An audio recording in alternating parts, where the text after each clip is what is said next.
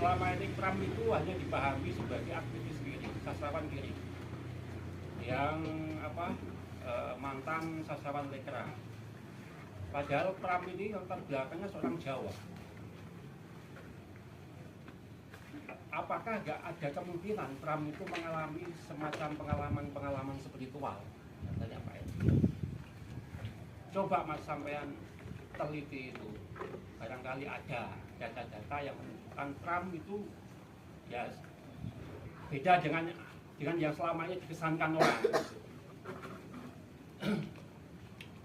Ya ini kemudian saya kan nggak pernah berjumpa Pram ya.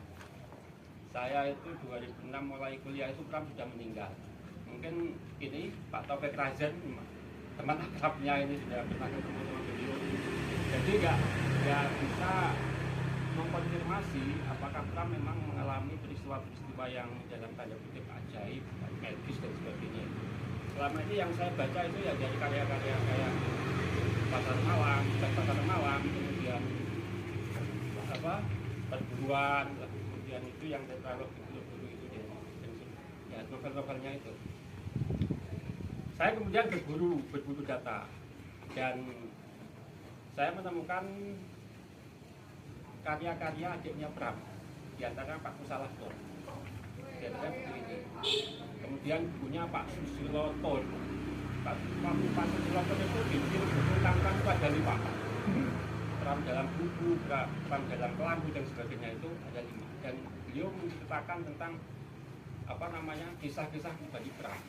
Nah, dari data-data yang saya peroleh dari tulisan-tulisan saudara-saudara Pram itulah saya mendapatkan beberapa data tentang pengalaman Pram di dunia spiritual, di dunia mistisisme. Memang membaca Pram ini nggak bisa parsial ya. Kalau kita membaca Pram secara parsial, maka Pram adalah orang yang ateis, orang yang bahkan yang selamanya didudukan sebagai orang komunis. Pada Pram sendiri dalam bukunya Pak Suslotor yang itu Pram dalam kelambu atau apa ya, itu dia waktu diwawancarai sama majalah Hayam Wuruk itu bilangnya begini, kalau